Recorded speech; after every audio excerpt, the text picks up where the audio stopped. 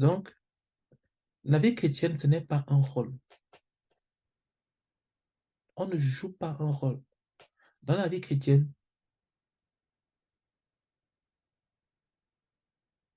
on est chrétien. On est chrétien. Je le dis parce que euh, on confronte souvent certaines situations et on se demande, mais est-ce que ça, c'est vraiment être chrétien? On est en train de parler du fruit ici, là. On a vu les 3 types de fruits. On a parlé un peu plus sur le fruit du caractère. Quand quelqu'un dit qu'il est chrétien, quand toi tu dis que je suis chrétien, est-ce que tu es en train de jouer un rôle? C'est pour ça que je vous supplie de lire les biographies des hommes de Dieu, des gens qui ont marché avec Dieu. Parce que vous allez peut-être penser que la vie que vous menez, c'est une vie, que c'est comme c'est ça la vie chrétienne. Vous risquez d'être choqué de comprendre que non. Il y a une vie chrétienne normale, une façon d'être chrétien normale. Et on est tellement englué, plongé dans une vie chrétienne médiocre, de médiocrité, que lorsque quelqu'un va commencer à vivre la vie chrétienne normale, on va trouver qu'il exagère, qu'il veut montrer quelque chose. Alors qu'il est juste normal.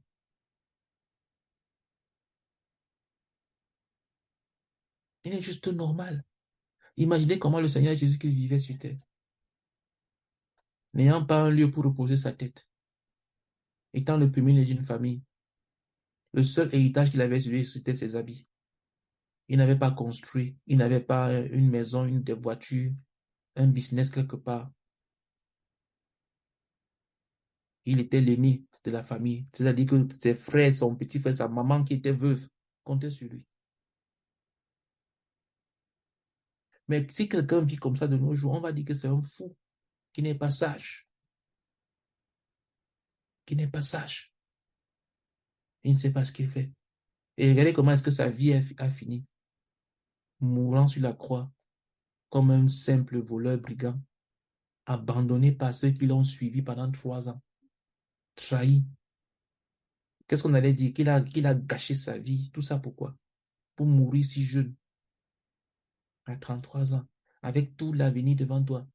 Tu laisses derrière toi une maman encore tout jeune, célibataire, veuve, pardon, avec des petits frères et des sœurs. Parce que tu voulais, tu cherchais quoi? Analysons juste la vie du Seigneur Jésus-Christ avec des critères humains. Il avait quelle voiture? Il avait quelle maison? Il avait quelle possession? Il avait quoi comme possession? Il avait quel compte en banque? La banque à son époque existait déjà. Sinon, il ne faisait pas la parabole des talents. Il avait quel compte en banque?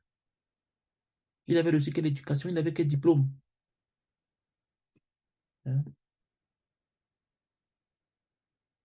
L'école existait déjà à son époque.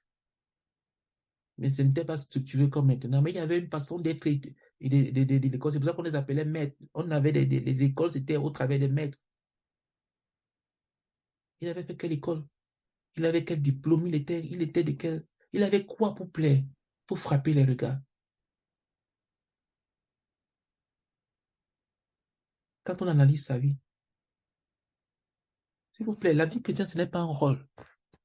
C'est quelque chose de sérieux. C'est une vie. Et parfois, on est choqué de voir, de voir que ce soit d'autres personnes, que ce soit nous-mêmes. Comme si on vivait. Quand je lis la biographie de certains hommes de Dieu, je ne sais pas. Chaque fois que je finis la biographie d'un homme de Dieu, je me trouve toujours en train d'éclater en sanglots, en pleurs, lorsqu'on parle de comment est-ce qu'il est mort. Je me retrouve en train de pleurer parce que, je pleure parce que je vois comment une vie si précieuse. Je me demande que, mais ces gens-ci, il a marché sur la même terre que moi. Il n'est pas Jésus, mais il était un homme comme moi. Il a marché sur la même terre que moi. Regarde la vie qu'il a vécue. Combien j'aimerais vivre ce genre de vie-là. J'aimerais finir comme ça. J'aimerais finir comme ça, m'étant totalement donné à Dieu, ayant tout donné au Seigneur Jésus, m'étant totalement dépensé sur Dieu, ayant tout donné au Seigneur Jésus. La vie chrétienne, ce n'est pas un rôle. C'est une vie, c'est une chose réelle. Les gens perdent leur vie. Les gens vont en prison pour ça. C'est pas quelque chose avec laquelle on peut plaisanter, on peut s'amuser. Donc, quand tu entends la parole de Dieu, qu'est-ce que ça produit en toi? Est-ce que c'est un enseignement, c'est une connaissance de plus, comme on rencontre beaucoup de gens à qui j'ai souvent eu à prêcher? Ils ne croient pas, mais ils te disent que tu as juste enrichi leur connaissance. Ils aiment bien discuter des différentes religions. Ils parlent avec des bouddhistes, avec des musulmans, avec des hindouistes, et ainsi de suite. Et parfois aussi avec des chrétiens, pour connaître un peu tous ces environnements. Non. Donc, s'il te plaît, les enseignements dont nous partageons, c'est pour que nous soyons transformés, c'est pour que ce soit vécu. Ce n'est pas juste pour recevoir. Donc, pose-toi la question. Tu lis un livre chrétien. Est-ce que tu es en train de vivre ce livre ou bien tu veux juste avoir une information supplémentaire? Tu lis un livre sur la prière. Tu lis un livre sur la délivrance du péché. Tu lis un livre sur, je ne sais pas moi. Est-ce que tu entres dans l'expérience de ce livre? Ou bien tu as juste eu une connaissance de plus qui ne te servira à rien? Les connaissances emmagasinées ne servent à rien du tout. Rien. Ne dis pas que non, je pourrais utiliser ça en cas de besoin. Peut-être que le jour où tu vas vouloir l'utiliser, tu vas te rendre compte que c'est une fausse connaissance. Que ça ne marche pas. Donc, tant qu'une connaissance n'a pas été mise en application, elle est inutile. Elle est inutile. Tu n'es pas mieux qu'un ignorant. Tu n'es pas mieux qu'un ignorant. Donc, nous sommes en train de lire le chemin d'être disciple. On a dit que le disciple doit porter du fruit. Le disciple doit porter du fruit. Tu devais te demander, est-ce que je suis en train de porter du fruit? Est-ce que je conduis les âmes au Seigneur? Est-ce que je fais des stratégies pour gagner? Est-ce que j'ai même le fardeau de conduire les âmes au Seigneur? Un croyant qui n'a pas ce fardeau-là, je ne sais pas si j'ai envie de dire que c'est un faux croyant. Quelqu'un qui n'a pas le fardeau dans son cœur, il pourrait être craintif et tout. Mais est-ce qu'il a dans le cœur, il n'a pas le fardeau de gagner des personnes au Seigneur? Quand tu vois les membres de ta famille, tu vois que est-ce qu'ils sont convertis? Tu dors sur le même lit avec quelqu'un qui n'est pas converti, ton frère, ta soeur. Tu parles au téléphone avec quelqu'un qui n'est pas converti. Tu t'assois au bureau avec quelqu'un qui n'est pas converti, qui n'est pas sauvé. Ça ne génère, ça ne crée rien à l'intérieur de toi. Et tu penses que cette personne va aller, tu vas aller au ciel et cette personne va aller en enfer pour brûler éternellement. Quand tu penses qu'un membre de ta famille est malade, qu'est-ce qui vient dans ton esprit? Est-ce qu'elle est sauvée ou bien est-ce qu'il faut quoi pour qu'elle guérisse? Est-ce que tu penses à son salut éternel? Ou alors tu es en train de jouer ton rôle de chrétien a été mis de côté, maintenant tu as revêtu ton rôle de membre de famille. Et puis quand tu vas te retrouver avec nous, tu vas reprendre la veste de chrétien. C'est une vie. Nous devons porter du fruit. C'est la seule attestation que nous sommes réellement des disciples. Des fruits pour nous-mêmes. Les fruits, pas seulement en termes d'âme gagnée. Les fruits dans le service que tu rends. Les fruits dans le caractère. Comme on a vu la dernière fois, il faut que ton fruit demeure. Ne commence pas quelque chose aujourd'hui, demain on ne voit plus. Ne sois pas déjà des personnes qui ont un caractère en dents de scie. Aujourd'hui, tu es en haut, demain, tu es en bas, d'après-demain, tu es en haut, après-demain, tu es en bas. Les dents de scie. Tu montes, tu descends, tu montes, tu descends, tu montes, tu descends. Une vie spirituelle en dents de scie. Un caractère en dents de scie. Aujourd'hui, tu parles avec quelqu'un, tu es tout souriant. Demain, la personne te voit, tu as les yeux remplis de colère et d'amertume. Comme si Jésus qui n'était plus sur le trône. Ton fruit doit demeurer. Ton fruit doit demeurer. Le fruit ne doit pas seulement demeurer, il doit également être abondant. Donc, nous allons voir la dernière partie de ce chapitre qui est un peu long. Et je n'ai pas voulu aller très vite à l'intérieur. Donc, nous allons voir la dernière partie sur le fait de porter du fruit, qui est le fait que le fruit doit être abondant. Je vais lire. Le Seigneur de gloire a dit, si vous portez beaucoup de fruits, c'est ainsi que mon Père sera glorifié. Jean chapitre 15, verset 8. Je suis le sceptre, vous êtes les sarments. Celui qui demeure en moi et en qui je demeure porte beaucoup de fruits, car sans moi, vous ne pouvez rien faire. Si quelqu'un ne demeure pas en moi, il est jeté dehors comme le sarment et il sèche. Jean 15, du verset 5 au verset 6. Porter beaucoup de fruits est le résultat du fait qu'on demeure dans le Seigneur. Que l'on dépend des expériments du maître de la moisson et de l'esprit de la moisson. Chaque disciple doit apprendre cette leçon dès les premiers pas de sa marche avec Dieu. Les premiers disciples apprirent cette leçon très tôt dans leur entraînement à l'école du maître. La Bible dit, lorsqu'il eut cessé de parler, il dit à Simon, avance en pleine eau et jetez vos filets pour pêcher. Simon lui répondit, Maître, nous avons travaillé toute la nuit sans rien prendre, mais sur ta parole, je jetterai le filet. L'ayant jeté, il prit une grande quantité de poissons et leur filet se rompait. Il fit signe à leurs compagnons qui étaient dans l'autre barque de venir les aider. Ils vinrent et il remplit les deux barques au point qu'elles enfonçaient. Luc 5, du verset 4 au verset 7. Donc, la première chose à apprendre à propos du fruit abondant est que c'est le résultat de jeter le filet sur l'ordre de Jésus.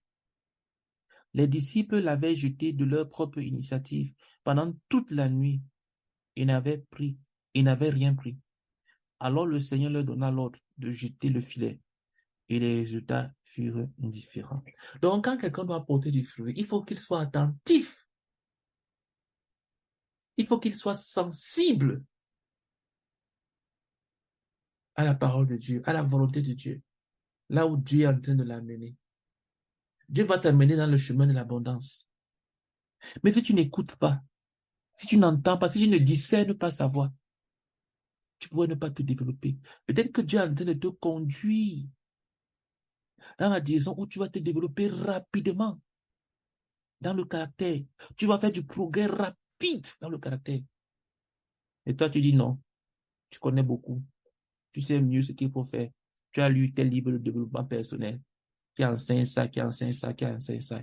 Une des choses que je connais par connaissance et par expérience, qui est un chemin, sinon le chemin royal à la croissance et à la maturité dans le caractère, c'est la croix. C'est la croix, c'est le fait de mourir à soi-même. Il n'y a pas un autre moyen que d'arriver, c'est-à-dire d'être élevé par Dieu. Mais comme ça touche l'orgueil, comme ça touche le moi, c'est quelque chose que les gens ne veulent pas. Ils préfèrent travailler sur le temps. Ils disent qu'avec le temps, je vais comprendre. Avec le temps, je vais accepter. Avec le temps, je vais m'améliorer.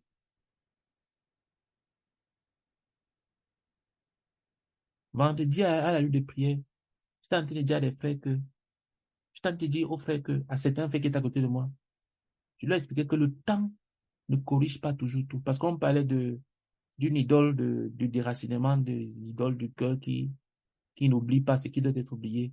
Et le cœur qui oublie ce qui ne doit pas être oublié. Et un frère était en train de dire à côté de moi que, euh, si tu as été blessé, peut-être qu'avec le temps après, ça peut te montrer des choses que, voilà, tu laisses tomber, ça passe. Et tu passes à autre chose. Et je lui dis que non, non, non, non. Le temps ne corrige pas les choses. Ils me disent que non, ils parlent par expérience. Il y a des choses que sur un point, avec le temps, ils ont fini par accepter. Je lui dis que non. Ce n'est pas à cause du temps. c'est parce que vous avez pris des décisions. Tu as pris une décision dans ton cœur. Ce n'est pas le temps, c'est ton choix. Si tu avais pris cette décision-là avant, tu aurais pardonné. C'est qu'avec le temps, tu as pris la décision de pardonner. Mais c'est pas le temps. C'est ton choix, c'est ta décision. Donc, il y a des gens qui se disent que non, avec le temps, je vais grandir spirituellement. Avec le temps, je vais m'élever spirituellement. Avec le temps, avec le temps, avec le temps, avec le temps. Ils se trompent. C'est un mensonge. C'est un mensonge. Dieu nous a donné la croix, c'est-à-dire la mort à soi-même, comme un, comme l'outil par excellence pour nous élever, pour grandir, pour porter beaucoup de fruits. Celui qui se saisit de la croix, c'est-à-dire qui accepte de mourir à soi-même, mourir à ses propres intérêts, mourir à ses droits, ne pas réclamer ses propres droits, ne pas chercher d'abord ses propres choses. Je vous assure, quelqu'un comme ça ira très loin spirituellement. Qu'on l'appelle, je le convertis ou pas, il ira très loin spirituellement et vite. Mais celui qui est là, qui est encore comme un bébé, qui tout s'est concentré sur lui. Quand un enfant pleure, il veut l'attention, il veut qu'on le porte, il veut qu'on fasse tout. Lui, lui, lui. Il a raison, avec le temps, il va grandir. Donc, il faut cette sensibilité-là. Ne pas être centré sur soi, mais centré sur Dieu. Qu'est-ce que Dieu est en train de faire? Qu'est-ce que Dieu est en train de dire? Ici, là, on parle des pécheurs expérimentés. Les gars savaient que c'est la nuit que le poisson monte en surface. C'est la nuit. Parce que la nuit, il y a peu de lumière et les eaux sont beaucoup plus paisibles. Alors, les poissons montent en surface. Et c'est à ce moment qu'on fait la pêche pour les attraper. C'est pour ça qu'ils partaient pêcher la nuit. Mais toutes ces nuits-là, avec toute leur expérience, ils avaient une société. Donc, ce n'était pas des jeunes pêcheurs, ils ne commençaient pas. Pierre, Jacques et Jean avaient une société avec le père de Jacques et Jean. Ils étaient des associés d'une société de pêche. Donc, c'est-à-dire qu'ils avaient des clients à qui ils faisaient des livraisons. C'était des experts dans leur domaine. Mais cette nuit-là, ça n'a pas marché. Donc, c'est pas toujours ce qu'on va te raconter que ça va passer. Ça ne va pas marcher. Ah, moi, j'ai fait comme ça, il s'est passé. Ça n'a pas marché ce jour-là. Les autres nuits, ils avaient fait, ça avait marché, mais cette nuit-là, ça n'a pas marché. Mais, en obéissance à l'ordre de Dieu, qui n'était pas logique, parce que c'était en pleine journée. La mer était agitée. Il y avait plusieurs barques. Normalement, les poissons s'enfuient, se cachent au fond. Mais ils ont obéi. Et ils ont eu la pêche miraculeuse.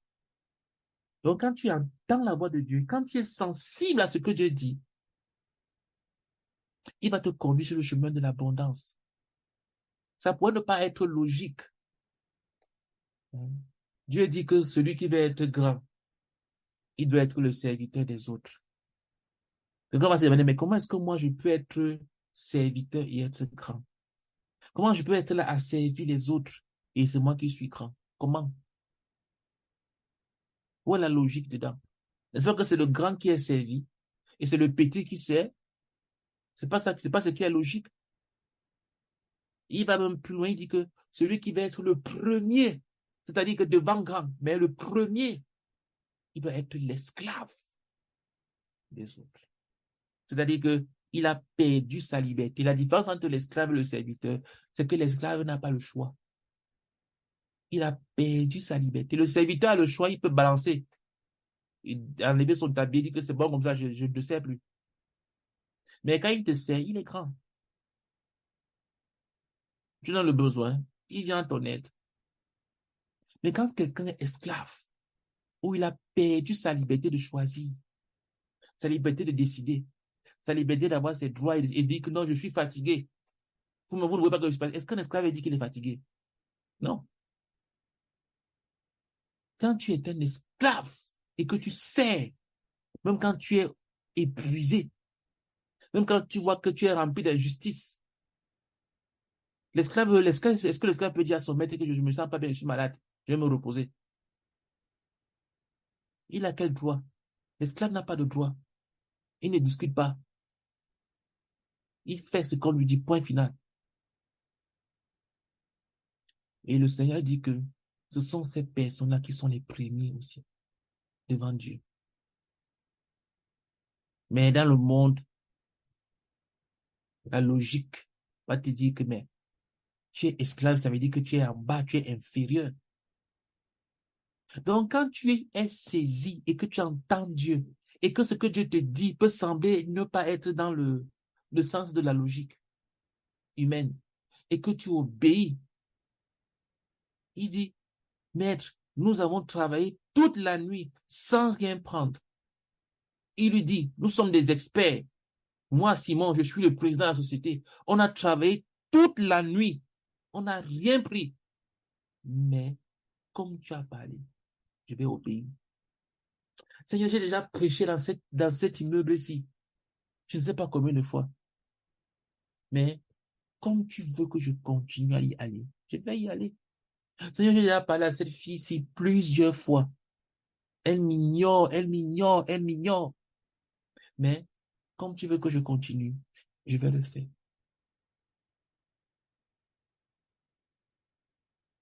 Sur ta parole, je le ferai. Je jetterai le filet une fois de plus. Et c'est là où tu vois l'abondance. Je connais un frère qui a passé presque un an à inviter une jeune fille sur WhatsApp, à lui parler. Elle ne répondait pas. Elle ignorait ses messages. De chaque fois qu'il y avait des, des réunions d'évangélisation, qu'on organisait des trucs à l'église et tout, il a envie de lui envoyer l'invitation. Ça passait au bleu, mais elle ne réagissait pas, elle ignorait. Il continuait à faire pendant un an. Et puis un jour, comme ça, elle s'ennuyait à la maison. Elle avait reçu une invitation. Bon, comme je n'ai même rien à faire que le gars, si même depuis là, elle est partie assister à la retraite. Et elle a cru. Et elle est devenue une couvrière solide de ce frère-là. Et lui a amené d'autres personnes. Si ce frère s'était découragé, il avait dit que vraiment, quand même plus la peine. Ça fait un an que j'ai écrit la peine. Elle m'ignore, elle ne répond pas, elle ne réagit pas. J'appelle, elle ne décroche pas, elle ne fait rien. Mais comme elle ne m'a pas bloqué, je continue à envoyer. Continue. Même quand ça ne semble pas logique. La fait, ça fait 10 ans qu'on a pu parler ensemble. Voilà la logique que je viens subitement la revoir comme ça. Est-ce que c'est ce que le Seigneur t'a dit de faire? Oui, fais-le. Est-ce que tu sens que Dieu veut que tu le fasses? Fais-le. Ne cherche pas la logique à l'intérieur. Je continue la lecture. Du fruit abondant, selon l'évaluation de Dieu et non de l'homme, résulte d'une œuvre dont Dieu est le seul auteur. L'œuvre doit être conçue et planifiée par Dieu. Elle doit être l'œuvre de Dieu confiée à l'homme par Dieu. Les gens doivent être individuellement appelés à cette œuvre par Dieu. Dieu ne veut pas des gens qui le servent de leur propre initiative. Il veut que chacun de ses serviteurs reçoive une nomination personnelle venant de lui. Il veut des personnes définies pour des tâches définies, à des endroits définis et à des moments précis. Le Saint-Esprit, qui est le directeur des entreprises missionnaires de Dieu, nomme des hommes, choisit les sphères et le temps de leur service, détermine les limites nécessaires et établit les frontières. Tout disciple et quiconque voudrait être disciple a besoin de s'arrêter et de se demander, le travail que j'accomplis pour Dieu, est-il son initiative ou la mienne? Toute œuvre qui est une simple initiative de l'homme ne peut pas être l'œuvre de Dieu. Et Dieu n'a pas besoin de s'y engager.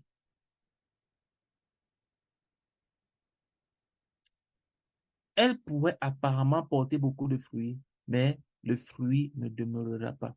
Ce passage est tellement, ce paragraphe est tellement, euh, je sais pas comment dire, je vais dire, c'est tellement riche que on peut faire 3 heures seulement sur ce paragraphe-ci là. Je dis bien 3 heures de partage dessus. On peut même écrire tout un livre dessus.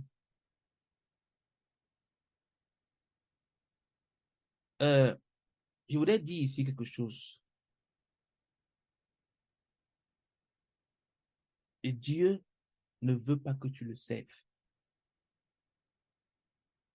Je le dis comme ça pour que tu sois choqué, que ça éveille davantage ta curiosité et ton attention. Je vais répéter donc. Dieu ne veut pas que tu le serves. Non. Ce que Dieu recherche quand il vient te chercher, ce n'est pas un serviteur, ce n'est pas, euh, je ne sais pas si on dit une serviteuse ou une servante plutôt. Dieu ne veut pas un serviteur ou une servante. Non. Dieu ne recherche pas ton service. Non. Ce que Dieu recherche, ce sont des amoureux. Dieu veut des gens qui l'aiment. Écoute-moi bien. Dieu veut des gens qui aiment Dieu. Dieu, aimer Dieu. Dieu ne veut pas des gens qui le servent. Dieu veut des gens qui l'aiment, qui aiment Dieu. Le verbe aimer, aimer Dieu. Dieu ne veut pas que toi qui m'écoutes, tu le serves. Dieu veut que tu l'aimes. Dieu ne veut pas que tu accomplisses de grandes choses pour lui. Non, non, non, non. Dieu veut que tu l'aimes. Et l'amour pour Dieu est simple. L'amour pour Dieu, ce n'est pas les émotions d'abord. L'amour pour Dieu ne connaît pas d'abord émotionnel. Oh, je pleure. Oh Seigneur, oh Seigneur, oh Seigneur. Non. L'amour pour Dieu, c'est l'obéissance à sa parole.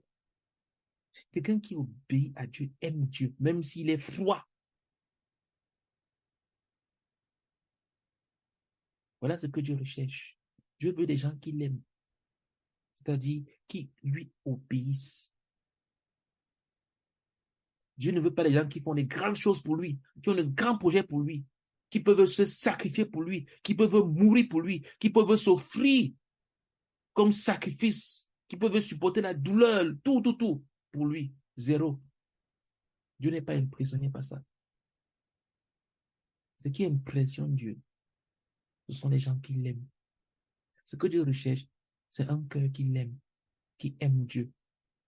Et quand je dis aimer Dieu, c'est pas un cœur qui aime beaucoup la musique qui parle de Dieu, qui aime beaucoup les films qui parlent de Dieu, qui aime beaucoup les livres qui parlent de Dieu, qui aime beaucoup la Bible, qui aime beaucoup ceci, qui aime beaucoup cela. Non. C'est un cœur qui obéit à ce que Dieu dit. Voilà un cœur rempli d'amour pour Dieu. Donc Dieu recherche d'abord les amoureux. Ce qu'il faut d'abord que tu comprennes. Maintenant, tu ne peux pas aimer quelqu'un que tu ne connais pas. Ça, c'est être fan. Ça, c'est du fanatisme. C'est pour ça que je n'aime pas la chanson qui chantait Je suis fanatique. Parce que les fans ne connaissent pas ce qu'ils font. Les fans, ils aiment leur star, mais ils ne connaissent pas la vie de leur star. Or, tu ne peux pas aimer quelqu'un que tu ne connais pas. Ça s'appelle du désir, ce n'est pas de l'amour. Dans l'amour, on connaît, on accepte. Le véritable amour ne peut pas être réel tant qu'il n'y a pas eu une profonde connaissance impliquée à l'intérieur. Jusqu'à ce que tu aies fait la connaissance de quelqu'un, tu ne peux pas aimer cette personne. C'est pour ça qu'on a créé les fiançailles. Pour que dans les fiançailles, tu prends le temps de connaître la personne. Mais même jusque-là, tu ne peux pas vraiment connaître la personne. Ce n'est que dans le mariage que l'on connaît réellement les gens. C'est pour ça que dans la Bible appelle le sexe, le rapport sexuel, la Bible appelle ça connaître. Il dit, Adam connut sa femme et elle enfanta Caïn. Il l'a connue de nouveau, elle enfanta Abel. Quand on connaît quelqu'un, c'est là, ce moment qu'on peut aimer. Donc, pour aimer Dieu, il faut que tu le connaisses. C'est pour ça que je ne rencontre pas quelqu'un qui ne connaît pas Dieu, qui ne connaît pas la Bible, qui ne connaît rien de toutes ces choses-là, mais qui te dit aimer Dieu. Il aime Dieu. Quel Dieu? Beaucoup de gens qui sont à l'église ne connaissent pas Dieu. Beaucoup de chantres même ne connaissent pas Dieu. Ils ne le connaissent pas. Ils ne connaissent pas sa personnalité. Ils ne connaissent pas son caractère. Ils ne savent pas quel genre de personne il est. Ils s'imaginent un Père Noël habillé en bleu, en rouge, blanc, avec une longue barbe. Ils ne connaissent pas Dieu. Ils ne le connaissent pas. Quand tu lis le livre d'Ésaïe, là où les paroles de Dieu sont tellement abondantes, ils ne connaissent pas Dieu. C'est pour ça qu'ils ne peuvent pas l'aimer. Aimer Dieu, c'est pas écrire beaucoup de chansons pour lui. Dire combien est-ce qu'il est bon. Tu le connais pas. Tu ne le connais pas. Donc, pour aimer Dieu, il faut d'abord le connaître.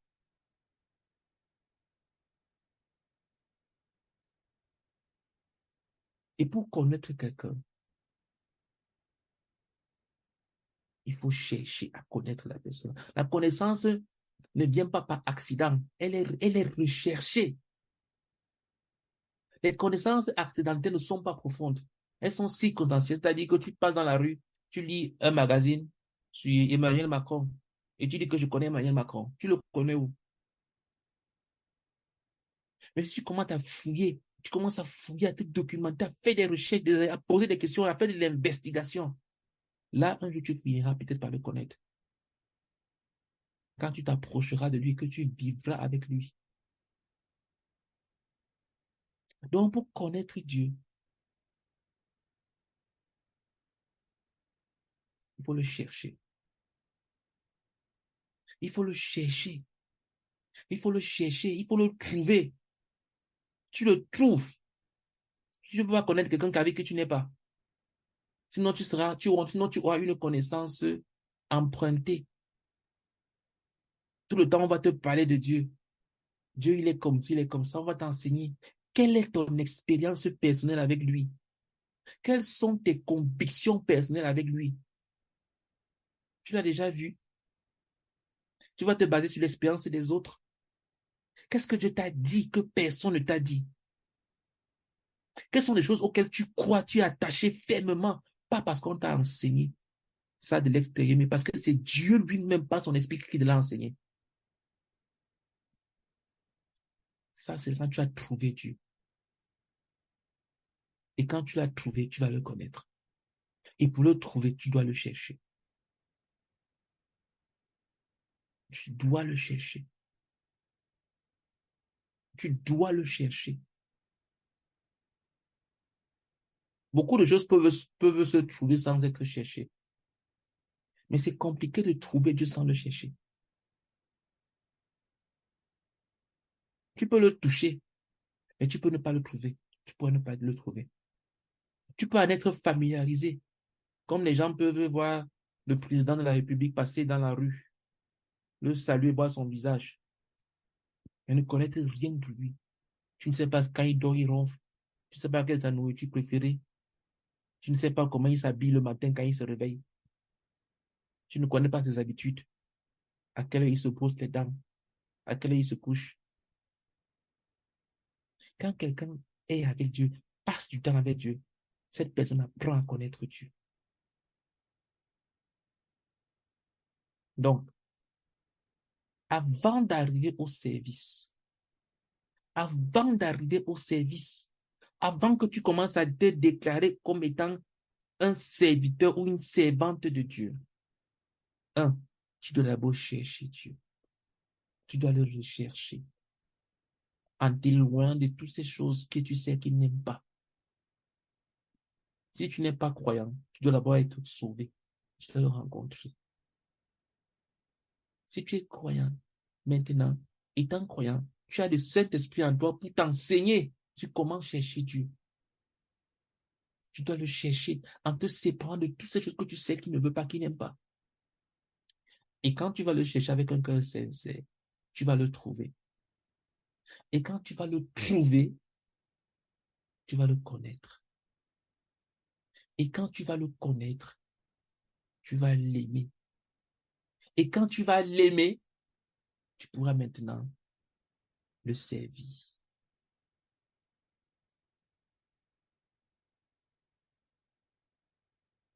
C'est en ce moment que tout ce passage-ci maintenant s'applique. C'est pour cela qu'on dit que l'œuvre doit être quelque chose que Dieu est le seul. Ne te lève pas de ta propre initiative. Les gens qui ne marchent pas avec Dieu, ils vivent dans le péché, dans l'immoralité, dans leurs pensées. Et ils veulent aller servir Dieu. Quel Dieu? Servir quel Dieu? Tu fais un an sans lire ta Bible. Et mais c'est toi qui vas aller parler de Dieu aux gens. Tu vas leur parler de qui? De quoi? Quelqu'un a dit, tu vas leur parler de quelqu'un à qui tu n'écoutes même pas. Tu n'entends pas. Tu vas leur parler de qui? De qui tu ne passes même pas une minute dans la prière, dont la présence t'ennuie. Non. Il faut d'abord être avec Dieu. Il faut que Dieu soit l'auteur et le seul. Ne dis pas que non, tu as entamé ça, il faut que Dieu te suive dans ça. Dieu n'est pas un suiveur. Dieu ne nous suit pas. C'est nous qui devons le suivre. Donc, il faut que l'œuvre qui va produire le fruit abondant, le chemin dans lequel Dieu te conduit, que ce soit Dieu qui soit l'initiateur. Ne dis pas que non, tu as planifié tes choses, tu as arrangé, tu as vu telle personne, que j'ai analysé la personne, si j'ai vu que elle est spirituelle. Je pense que c'est mieux que j'aille vers cette personne. Je pense que dans l'église ici, là, ils sont un peu plus spirituels dans cette église. Je crois que je vais plutôt aller là-bas. Ou bien non. En fait, je vois que telle personne-là, tel pasteur-là, vraiment sur Internet, il est comme ça, il est comme ça. Tu fais des analyses. Et puis après, tu te demandes pourquoi est-ce que Dieu ne te suit pas dans tes analyses. Tu ne demandes pas à Dieu. Tu ne recherches pas Dieu lui-même pour connaître. Donc, il faut que Dieu soit l'auteur et le seul. Il faut que l'œuvre soit conçue et planifiée par Dieu, que ce soit Dieu qui planifie les choses. Quand Dieu planifie des choses, tu le sauras. Ta conscience va te rendre compte que tu n'as rien calculé. Ça s'est présenté devant toi.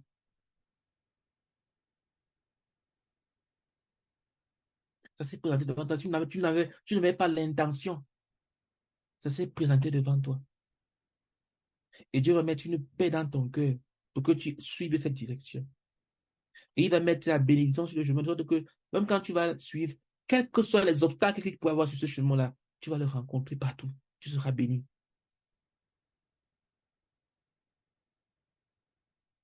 Donc c'est Dieu qui planifie, c'est Dieu qui confie. Tout vient de Dieu. C'est Dieu qui appelle. C'est Dieu qui t'appelle à faire cela et tu le sauras. Ne commence pas à deviner, à déduire. Tu le sauras. C'est pour ça que j'insiste, j'insiste et j'insiste et j'insiste. Dieu ne cherche pas un serviteur ou une servante. Dieu veut que tu l'aimes. Dieu veut que tu passes du temps avec lui. Dieu veut que tu jouisses de sa présence. Dieu veut que tu te couches dans ses bras, que tu te tournes, tu te retournes, que tu jouisses de son environnement. Dieu veut que tu sois rassuré en lui. Dieu veut que tu le connaisses. Dieu veut que tu te formes à le découvrir, à le connaître. Dieu veut faire la romance avec toi. Et à partir de là, il va te confier des choses dans votre intimité ensemble. Il va t'amener à faire certaines choses dans votre intimité ensemble. C'est ce que Dieu fera. Mais commence d'abord par là. Dieu ne veut pas des gens qui le servent de leur propre initiative parce qu'ils ont vu les autres faire. Eux aussi vont aller faire. Non. On n'est pas en train de dire qu'il faut être inactif. OK. On a entendu le frère Zach enseigner que voilà, Dieu veut qu'on l'aime, Dieu ne veut pas qu'on le serve, les serviteurs et tout. Très bien. Ça veut dire que je vais dans ma chambre, je dors, je me réveille, je lis ma Bible, je dors, je me réveille, je prie un peu, je dors, je me réveille, j'écoute un message, je dors, je me réveille, je ne fais plus rien. C'est faux, c'est pas ce qu'on est en train de dire. Ce qu'on est en train de dire, c'est que tu sois centré à faire ce que Dieu va te dire. Quand tu vas dormir, tu vas te réveiller, Dieu va te dire de te repentir d'avoir dormi. Est-ce que tu vas te repentir? Dieu va te dire, quitte ta chambre, sors, prends un traité, va évangéliser. Est-ce que tu vas obéir? Voilà ce qu'on est en train de dire. Et tu le sauras. L'Esprit de Dieu va parler en toi. Tu vas entendre cette voix qui va te dire, fais-le. Ta tête va te dire que, oh, vraiment, j'ai peur, je suis fatigué, je suis ceci, je suis cela. Mais dans ton cœur, une voix va te dire que, fais-le. Voilà ce que Dieu recherche. C'est de ça qu'on est en train de parler. Donc, il veut que chacun reçoive une nomination, quelque chose de, un appel personnel.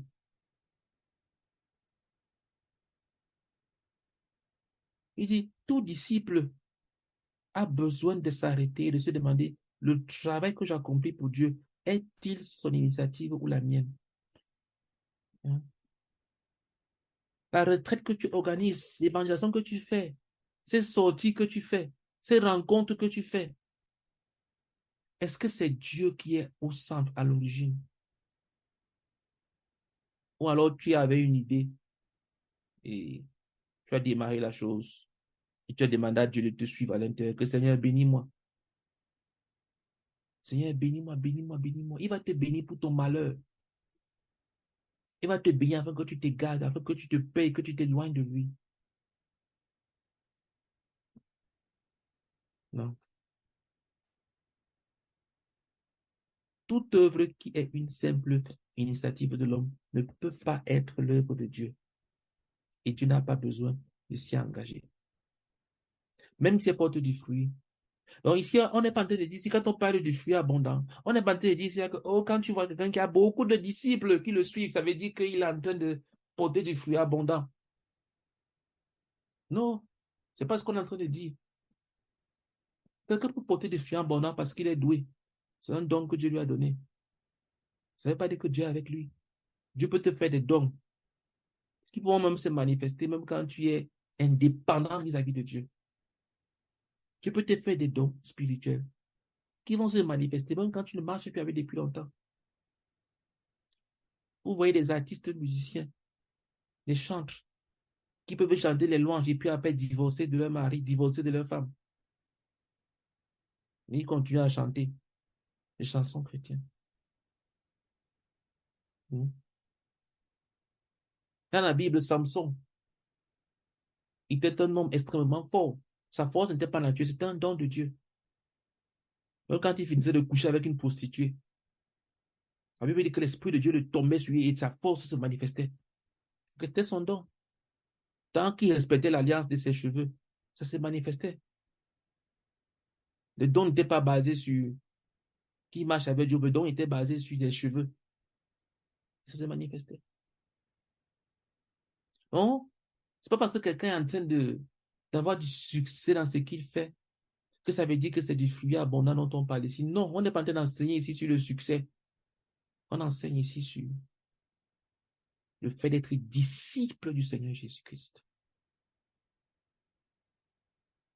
Et je veux te rassurer que si tu recherches le succès en dehors d'être disciple du Seigneur Jésus-Christ, en dehors de la volonté de Dieu, et que tu arrives au point où tu ne peux plus obéir à Dieu parce que tu as peur de perdre ce que tu as construit, ce que tu as bâti, tu es misérable et tu seras misérable le restant de ta vie. Il y a des dirigeants qui ont construit une œuvre et au courant de l'œuvre, ils ont cessé de marcher avec Dieu. Ils ont commencé à s'accrocher sur leur petit Isaac. Abraham a connu ça. Abraham a commencé à s'accrocher sur Isaac, à s'accrocher, comme Dieu lui avait dit de renvoyer Ismaël. Donc, il n'avait qu'un seul fils qui lui restait. Il a commencé à faire comme si toute sa vie, c'était seulement Isaac. Qu'est-ce que Dieu lui a dit? Va me sacrifier ce Isaac-là. Il avait il y a plus de 100 ans. Il va te sacrifier sa seule dernière postérité.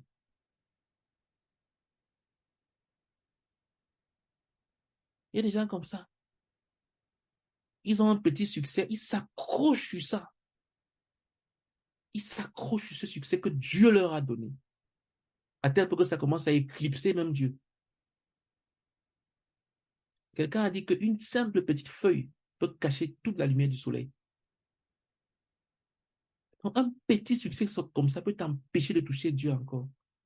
Donc, c'est pas parce que tu vois quelque chose qui porte des fruits, parce que la personne est douée. Ah, je suis allé dans ce ministère-là.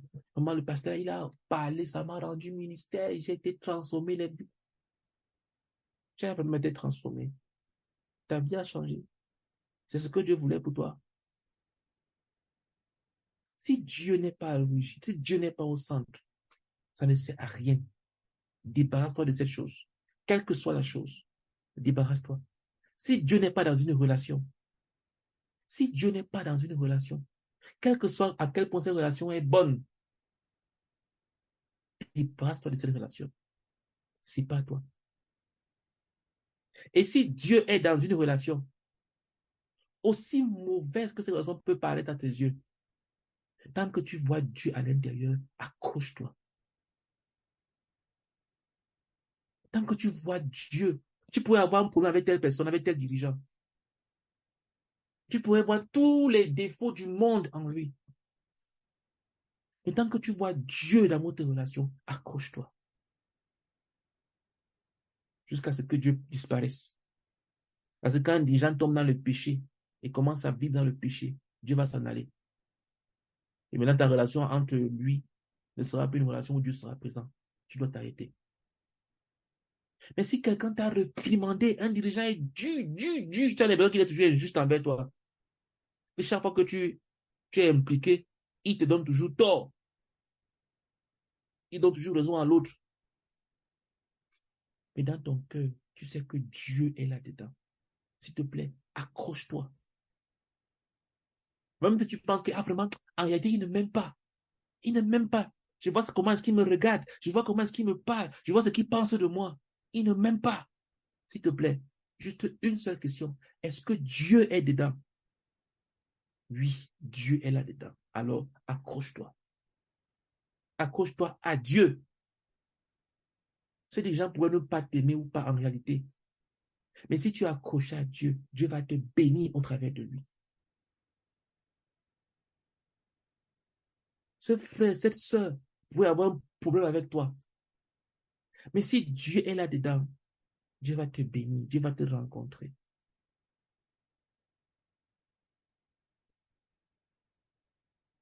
Une autre chose concernant le fait de porter beaucoup de fruits est qu'il résulte d'une œuvre qui est non seulement initiée par Dieu, mais aussi accomplie selon les méthodes de Dieu. De nos jours, beaucoup de méthodes d'organisation, etc., de l'œuvre spirituelle sont juste une copie des méthodes promotionnelles des affaires mondaines.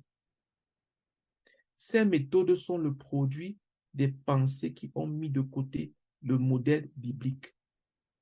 Dieu ne peut approuver aucune œuvre de ce genre. Hein? Les gens qui utilisent les méthodes du monde pour faire l'œuvre de Dieu. Quand on a un problème, on fait des comités. On fait des comités. On s'assoit, on fait des comités de discipline, des comités pour réfléchir. On ne prie pas. Hein? Quand tu as une question, qu'est-ce que tu fais? Tu fais la méthode analytique du discours de la méthode de René Descartes, le philosophe français du XVIe siècle. Tu commences à analyser les choses. Tu cherches des logiques pour pouvoir arriver à des résultats, à des conclusions et prendre des décisions. Tu ne t'arrêtes pas pour demander à Dieu, Seigneur, parle-moi. Parle-moi, Seigneur. J'ai des méthodes mondaines. Hein. La méthode de Coué, l'autosuggestion. On te dit, allez, proclame que tout va bien dans ta vie. Oh, je proclame que tout va bien dans ma vie. Je proclame, je déclare, je déclare. Tu déclares quoi? Alors que tu n'es pas en train de marcher avec Dieu. Le tu là, c'est qui? C'est l'esprit qui déclare au travers de toi. Tu finis de pécher, au lieu de te repentir de ton péché, tu te mets à déclarer des choses. Tu voles. Tu ne te répands pas de ton vol. Tu déclares les choses du monde. Ah, il faut avoir une bonne image de toi. Si tu vis dans le péché, tu as quelle image de toi? Tu dois te repentir de ton mensonge. Si tu vis dans l'hypocrisie, tu as une double vie. Ah, ce qui compte, c'est ce que tu penses de toi-même. C'est l'image que tu te fais de toi-même. Sois heureuse. Ne regarde pas le jugement des autres. Oui, mais le jugement de Dieu dit quoi? Qu'est-ce que le jugement de Dieu dit? Comme certaines personnes disent que Dieu, c'est dans le cœur. Dieu, c'est dans le cœur. Est-ce que Dieu peut entrer dans ton cœur et voir toute l'immoralité qui s'y cache, que ceux qui sont à l'extérieur ne voient pas? Toutes les pensées immorales que tu gardes. Non. Si Dieu était dans ton cœur allait prendre feu très rapidement. Et heureusement qu'il n'y est pas. Les organisations qui utilisent des méthodes du monde. Du monde, du monde, du monde. Ce n'est pas mauvais d'utiliser les choses comme les réseaux sociaux. Mais si toute ta publicité est basée sur les réseaux sociaux et qu'il n'y a pas la prière qui est derrière, c'est du monde.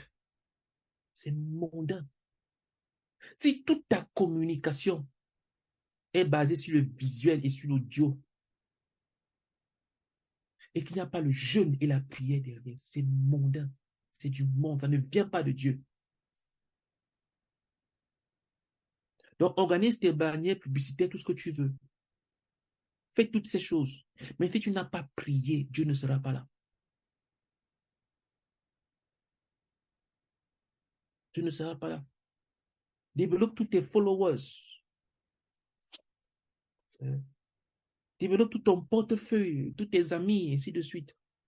Si tu ne pries pas, si tu ne marches pas dans la sainteté, même si les gens like tous tes posts, mais que toi, tu ne marches pas dans la sainteté, Dieu ne sera pas avec toi.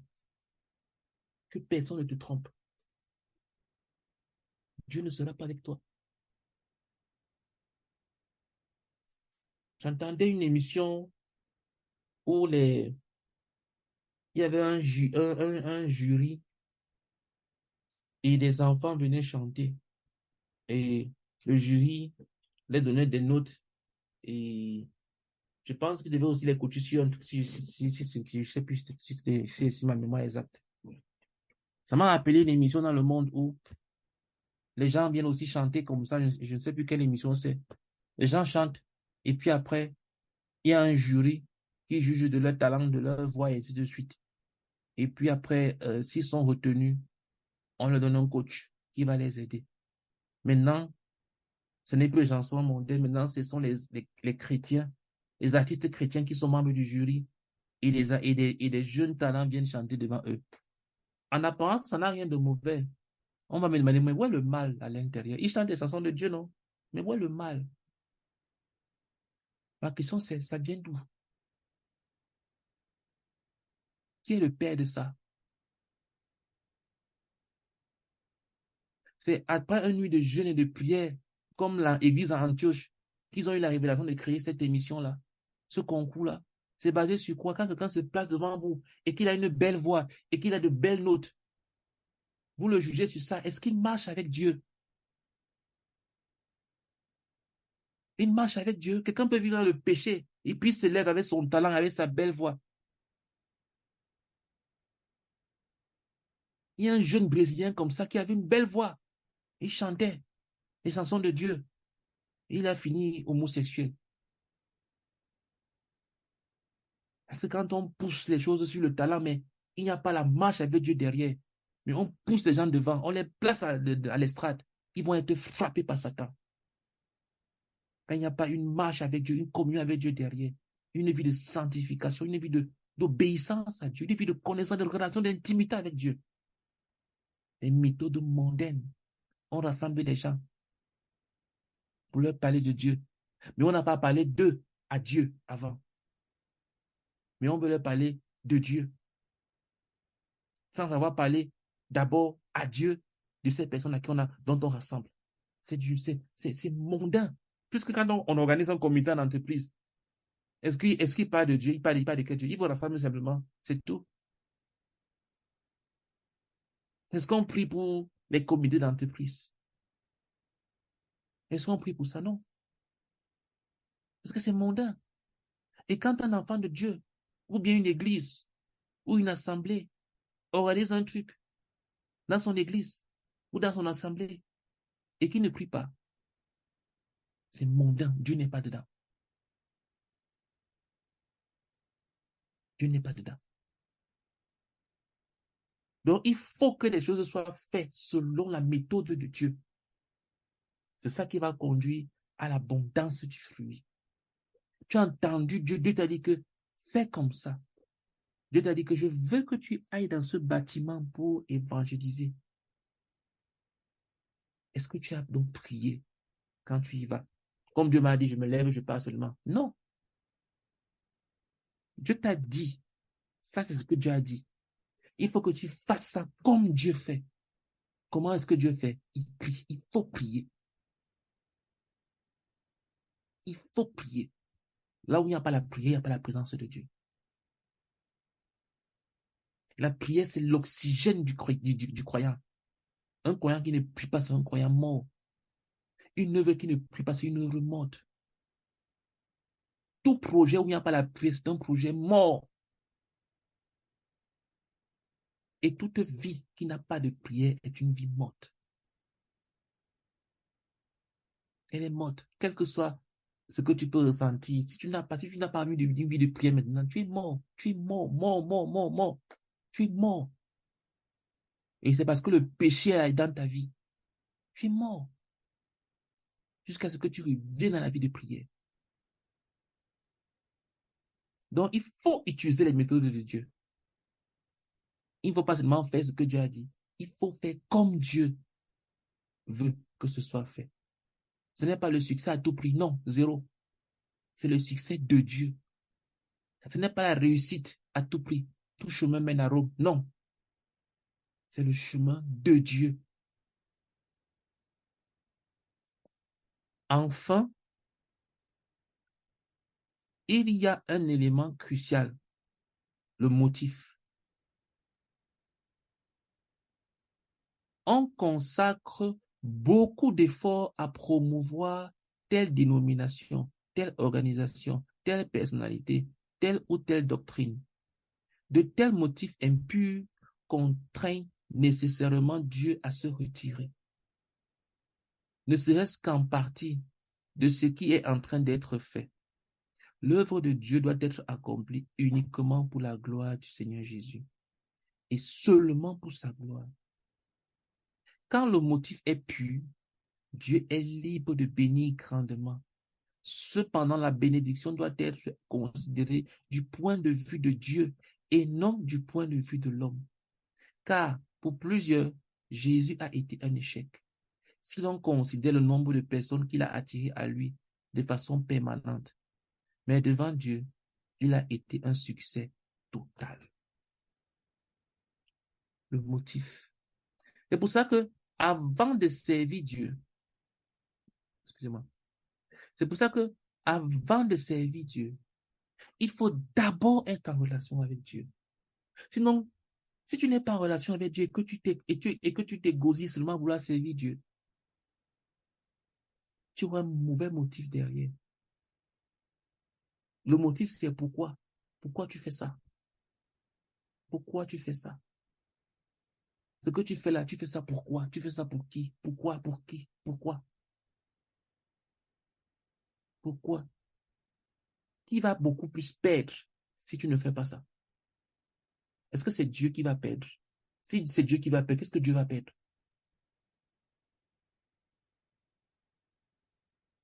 Qu'est-ce que tu vas perdre vraiment dans ce que tu es en train de faire?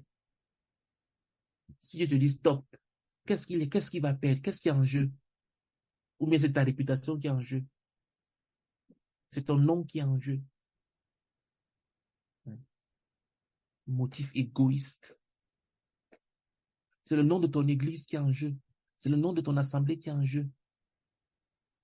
Motif égoïste, motif pervers, sale, que Dieu ne peut pas bénir.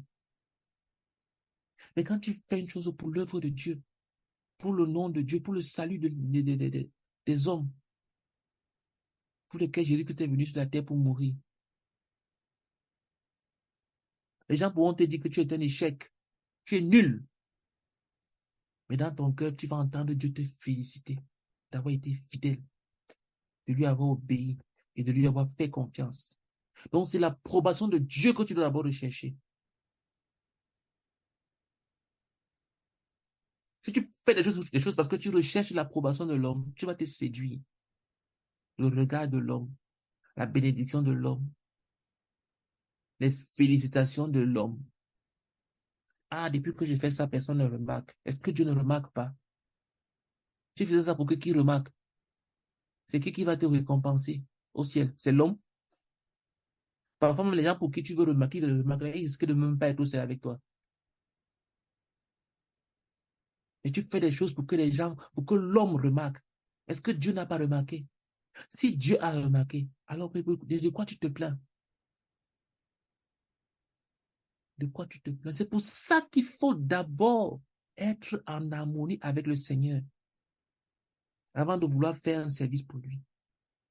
Parce que si tu fais un service alors que tu n'es pas en harmonie, tu vas être frustré à cause de tes motifs égoïstes. Tu vas être frustré parce que tu as ton plan de rémunération personnelle.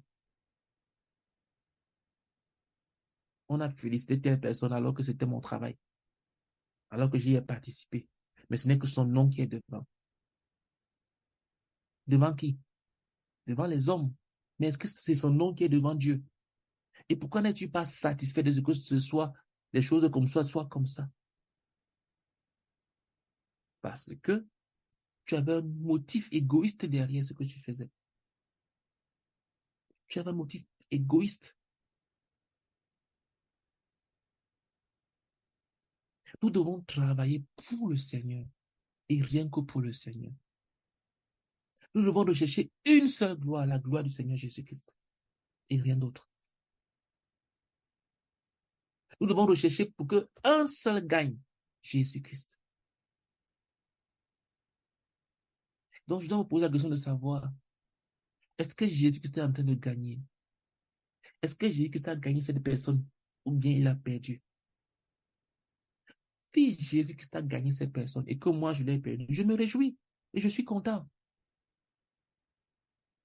Mais si Jésus-Christ a perdu quelqu'un, mais que moi je l'ai gagné, en quoi est-ce que je peux me réjouir dans ça? Comme il y a des gens qui peuvent t'écouter tant que tu ne leur parles pas de Dieu. Tu leur sais donc à quoi? S'ils rejettent ton Dieu, mais toi, ils t'acceptent. Ah, je peux bien parler avec toi, mais je n'aime pas quand tu commences tes histoires de Dieu là. Hein? Tes histoires de Dieu là, je n'aime pas. Mais il aime quand vous parlez des conneries, de tout et de rien. Mais quand il s'agit de Dieu, non, il est mal à l'aise. Et toi, tu es comme ça, tu parles avec quelqu'un comme ça. Tu appelles même cette personne mon ami. Non, il faut des motifs sincères, des motifs vrais, des motifs uniquement sur le nom du Seigneur Jésus-Christ.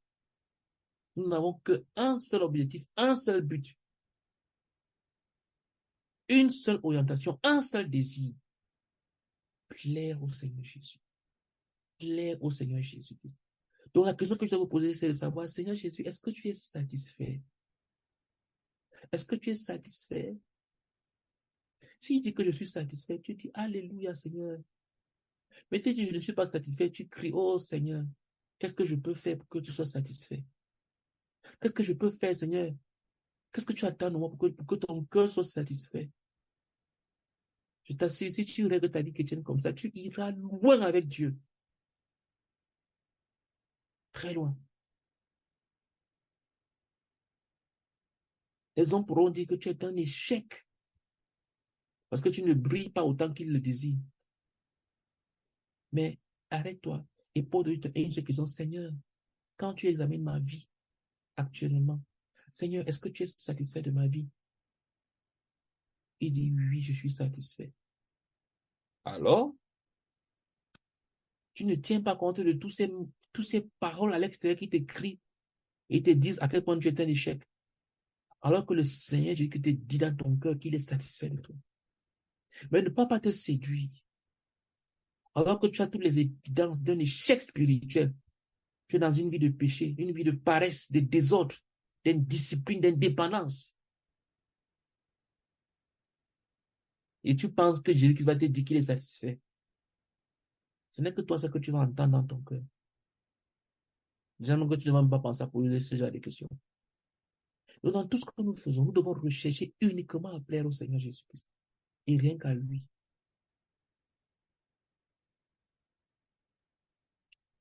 La deuxième chose qu'on doit apprendre au sujet du fruit abondant est qu'il est le résultat de jeter le filet en eau profonde. Être en pleine eau est une entreprise risquée. Plusieurs préfèrent les eaux peu profondes. Il est aisé de prêcher Christ là où il n'y a pas d'opposition. Mais qu'en est-il de ces circonstances où l'évangile pourrait te coûter la vie? Es-tu toujours prêt à servir là-bas? Le Seigneur Jésus a dit, en vérité, je vous le dis, si le grain de blé qui est tombé en terre ne meurt, il reste seul. Mais s'il meurt, il porte beaucoup de fruits. Jean 12, verset 24. Ma prière pour toi est que tu acceptes la mort et que tu meurs réellement pour qu'il y ait beaucoup de fruits. J'ai commencé ce partage en vous expliquant que la vie chrétienne, ce n'est pas un rôle. C'est une chose très sérieuse. Les gens ont perdu leur vie à ce qu'on appelle la vie chrétienne. Aujourd'hui, quelqu'un peut s'asseoir et parler de la vie chrétienne. Il y a une époque où tu disais que tu étais chrétien, c'était un arrêt de mort pour toi. Et le Dieu de cette époque n'a pas changé. Il est le même Dieu. C'est la même foi.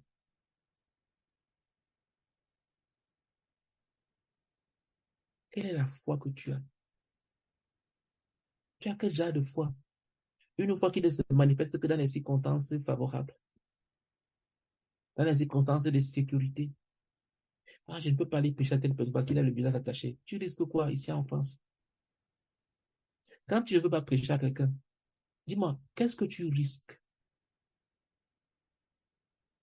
Quand tu regardes quelqu'un dans la rue et que le Saint-Esprit te dit, va lui parler de Dieu, quel est le risque? Tu cours quel risque? Qu'il sorte une arme qui tire sur toi, ou bien qu'il te dise que je ne suis pas intéressé et il continue son chemin. Ce qui va seulement blesser ton petit moi. Quel est le risque que tu cours? Tu cours quel risque? Tu cours quel risque? Il y a des pays où tu fais ça, tu peux mourir physiquement. Mais ici, en France, quel est le risque que tu cours? Tu cours quel risque? Sauf d'être blessé dans ton orgueil propre, dans ton amour propre. Quel est ce genre de foi que tu as? Tu ne vas jamais avoir du fruit abondant si tu n'as une foi qui ne peut fonctionner qu'en sécurité. Si ton compte en banque est vide, si tu n'as pas de travail, tu perds ta foi. Tu ne peux pas t'appuyer sur Dieu. Il faut que tu penses à t'endetter. Il faut que tu paniques, tu commences à déranger tout le monde. Parce que tu vis sur un salaire. Une foi qui n'est à l'aise que dans qu'au bord des rives, que dans les paisibles pâturages. Mais dès qu'il y a une petite tempête comme ça qui arrive, elle s'écroule. C'est une fausse foi. Si ta foi est comme ça, tu as une fausse foi. Tu es un menteur ou une menteuse. Hein? Quel est le risque? S'il te plaît, si tu veux avoir du fruit abondant, tu dois aller à l'eau profonde. Tu vois la personne qui a le visage attaché là, c'est la personne à qui tu dois aller prêcher l'évangile. Tu vois la maison où c'est barricadé là, avec les grosses barrières là. Va prêcher l'évangile là-bas. Quand tu entends le Saint-Esprit te parler, tu vois le bâtiment, l'immeuble là, où on entre là-bas avec les digicodes à gauche, à droite, partout, partout, partout, partout, va prêcher l'évangile là-bas. Va là-bas prêcher l'évangile. Il y a, il y a une grosse prise qui t'attend là-bas. Peut-être que tu vas conduire ne serait-ce qu'une seule personne. Mais la personne là pourrait être un apôtre Paul. Tu ne sais pas. Entends le Seigneur te parler et obéis au Seigneur. Ne recherche pas la logique à l'intérieur. Ne recherche pas les pâturages paisibles. Mais va obéir. N'aie pas peur de mourir. Si tu meurs, tu seras martyr, tu iras au ciel. Les martyrs ont des places privilégiées au ciel. Va lire l'Apocalypse, tu verras que les martyrs ont une place privilégiée au ciel. Et ils ont un nombre bien défini. Ce n'est pas tout le monde qui a appelé à être martyr. Il y a un nombre fixe que Dieu a fixé pour le nombre de martyrs. Donc, ça veut dire que Dieu t'a compté de façon spéciale. Donc, tu seras mort à cause de l'évangile. Donc, qu'est-ce que tu risques? Quand on te gifle, c'est une couronne pour toi. Tu pourras prêcher et dire que regardez ma joue, j'ai été giflé pour l'évangile. Qu'est-ce que tu risques? Quand on crache sur toi, c'est une couronne. Dieu t'aura jugé digne de partager son opprobre avec lui. Parce que c'est comme ça qu'il est traité, le Seigneur Jésus. Mais quand tu ne veux pas obéir aux incitations du Saint-Esprit à l'intérieur de toi, tu ne porteras pas du fruit abondant. La dernière chose que je voudrais dire à propos du fruit abondant est qu'il est l'œuvre de l'assemblée locale. Pierre était tout à fait prêt à inclure ses semblables dans la pêche. Il n'était pas préoccupé par sa propre gloire. Il ne s'intéressait pas seulement à ceux qui se trouvaient avec lui dans la barque. Il était prêt à appeler les autres afin que la pêche ne soit pas perdue. Il voulait préserver les poissons sans tenir compte de qui allait recevoir la gloire de l'homme. Les vrais disciples se sépareront de ceux qui n'ont pas les mêmes objectifs qu'eux et qui ont mis de côté les méthodes de Dieu révélées dans la Bible. Ils s'assureront que leur œuvre est accomplie dans le cadre de la seule institution que le Seigneur Jésus a laissée pour ce but, à savoir l'Église locale. Quand tu veux tout conserver pour toi, tu veux tout faire toi seul, parce que tu ne veux pas qu'on signe le nom de quelqu'un d'autre, tu seras trop petit, tu vas finir seul. Tu vas finir seul. Parce que le Seigneur Jésus-Christ, qui était Dieu, Fils de Dieu, vivant sur la terre, étant rempli du Saint-Esprit, de tout, avec tout ce qu'il avait, a refusé de faire l'œuvre tout seul. Il a choisi 12 pour travailler avec lui, pour être avec lui, pour les envoyer. Il n'était pas tout seul. Il n'était pas tout seul. Mm. Mais quand tu es quelqu'un qui veut travailler tout seul, qui veut faire tout seul, tu ne vas pas accomplir de grandes choses, tu n'auras rien en profondeur et rien en abondance. Quand tu as une porte qui est grandement ouverte, quelque part, tu arrives quelque part et puis les gens sont là, une, deux, trois. Tu dis non, non, non, je vais tous les suivre tout seul parce qu'il faut qu'après je les gâte. Sinon, ils vont partir dans telle autre équipe ou bien dans tel autre ministère et ainsi de suite. C'est une pensée de petitesse.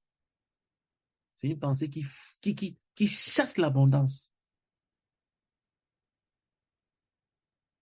Pensée de petitesse. Quand tu ne peux t'investir que dans ce qui va entrer seulement dans ta poche et ce qui ne va rien aller dans la poche des autres, tu es petit. La grandeur et l'abondance vont te fuir. Tôt ou tard, Parce que la Bible dit que celui qui amasse à l'excès ne fait que s'appauvrir. Donc, si tu es là, tu gardes, tu fais tout pour toi, tu es en train de t'appauvrir. C'est le chemin de la pauvreté. Tu pourrais penser que tu es riche, mais tu es pauvre. Pourquoi? Parce que si on compare à ce que tu aurais eu, si seulement tu avais décidé de travailler avec les autres, tu serais peut-être 10 fois ou bien 30 fois plus prospère que maintenant. Tu pourrais te dire que non, j'ai beaucoup. J'ai des boss, une belle épargne, j'ai des disciples, j'ai ceci, j'ai cela. Si tu avais travaillé avec les autres, si tu avais fait confiance aux autres, si tu avais donné au lieu de trop amasser, tu aurais reçu 3 fois plus, 5 fois plus, 10 fois plus. C'est pourquoi tu es pauvre. Donc nous devons travailler les uns avec les autres. Et au nom du Seigneur Jésus-Christ, et uniquement au nom du Seigneur Jésus-Christ. Si quelqu'un veut travailler avec toi, qu'il travaille. Si quelqu'un ne veut pas travailler avec toi, ne l'oblige pas. Mais nous travaillons pour le nom du Seigneur Jésus-Christ. Ok, je termine en disant ceci. Un dernier mot. Tu as donc décidé de devenir véritablement un disciple. Gloire à Dieu. Continue jusqu'à la fin. Tu as mis ta main à la charrue. Ne regarde pas en arrière. Le Seigneur qui appelle les gens à être disciples te soutiendra tout au long du chemin et te donnera une couronne de vie à la fin. Gloire soit à son saint nom.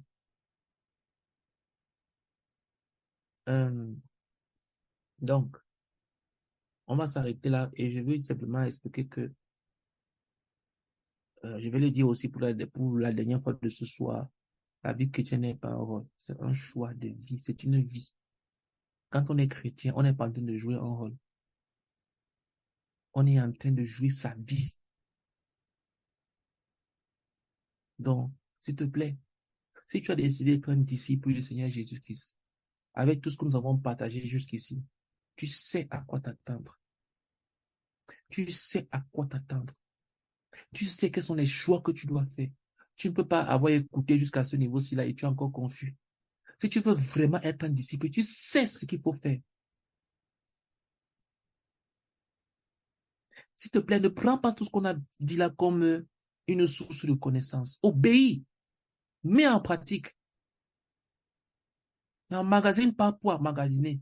Ça va te faire du mal. Tu vas croire que tu es spirituel alors que tu n'es rien. Tu es vide. Tu n'es pas spirituel. Ça va te tromper. Mets en pratique. Obéis. Va à nos profondes. Porte du fruit. Développe dans ton caractère. Implique-toi dans l'église. Développe un ministère. Développe un service rendu. Quelque chose que tu fais régulièrement. De sorte que ton absence soit profondément remarquée parce que les gens n'auront plus cela. Même si ce n'est qu'un sourire que tu rends au frère, c'est un service, c'est un ministère. On va dire que voilà le ministère du sourire qui arrive. Ah, notre ministre du sourire n'était pas là. Mais il faut que tu portes du fruit. Il faut que tu sois disciple du Seigneur Jésus-Christ. Donc, on va s'arrêter là. Le message suivant t'aidera à voir d'autres problèmes relatifs à la vie des disciples. Lis-le pour ton profit spirituel, obéis et sois béni. Donc, la prochaine fois, on verra la vocation céleste de Dieu et les déviations. Euh,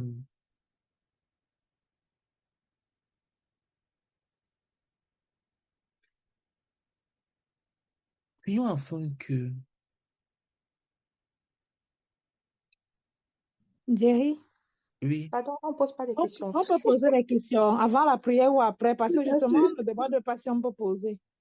ok. Qui a une question? Apparemment, Oui, même aussi, des Elise questions. a parlé.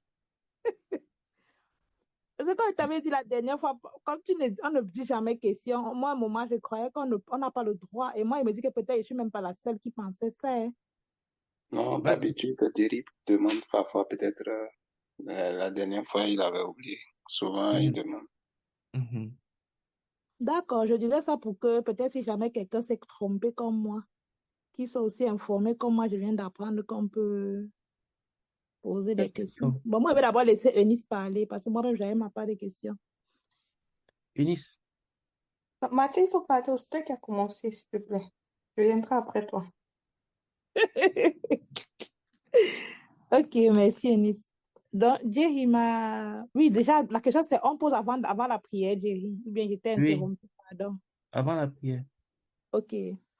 Donc, ma question c'était ceci. Tout à l'heure, à un moment donné, tu as parlé, tu disais que même si ta relation avec un dirigeant est compliquée, même si tu penses qu'il est dur, qu'il est méchant et tout ça, mais que tu vois Dieu dedans, il Mhm. faut rester.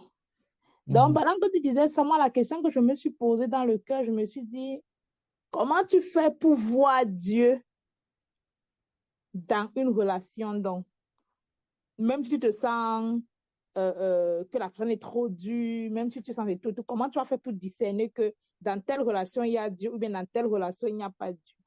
C'était ça ma question. Ok. Euh, Ce qu'il faut se demander, c'est est-ce que cette personne me rend beaucoup, c'est-à-dire quoi? Quand je suis dans la relation avec cette personne-là, qu'est-ce que ça produit en moi? Est-ce que je grandis dans mon amour, dans ma recherche, dans ma faim, dans ma soif pour Dieu? Est-ce que je me rapproche de Dieu dans ma relation avec cette personne quand j'interagis avec elle? Quelle est son influence sur ma vie? Quelle est son influence sur ma vie? Cette personne-ci pourrait me traiter comme ça de façon injuste, mais quelle est son influence sur ma vie? Est-ce que tu comprends ce que je suis en train de dire? Mhm. Et il y a un jeune homme qu'on appelait Washmani, qui avait l'habitude d'aller voir son frère disciple qui s'appelait Margaret Beber, une demoiselle, une femme. Et chaque fois qu'il venait la voir pour lui poser un problème, elle le réprimandait terriblement, farouchement. Parce que Washmani était un enfant très intelligent. Il était le premier de sa classe, toujours. Et quand il a cru, il a continué à être premier, mais il croyait que comme dans le monde, il était premier en classe. Et donc, dans le Seigneur, il allait continuer toujours à être le premier. Et donc, il voulait donc toujours avoir raison devant tout le monde. Et quand il venait donc exposer les faits, c'était toujours lui qu'on réprimandait. On donnait toujours raison aux autres. Et ça lui faisait tellement mal et il pleurait. Les autres écoutaient aussi, ceux aussi à qui on réprimandait, écoutaient aussi comme ça, mais après ils partaient, ne revenaient plus. Trouvant que la femme là est méchante, elle n'est pas gentille, elle réprimande trop les gens. Et Oshmani revenait parce qu'il avait discerné que cette femme avait Dieu. Quand elle lui parlait des choses profondes de Dieu et il touchait Dieu. Malgré le fait qu'elle pouvait lui dire des paroles dures qui lui faisaient mal. Mais il touchait Dieu. Il y avait quelque chose de spirituel. Il ressentait Dieu à l'intérieur. Ce n'est pas une formule mathématique. La personne ressent Dieu dans la relation.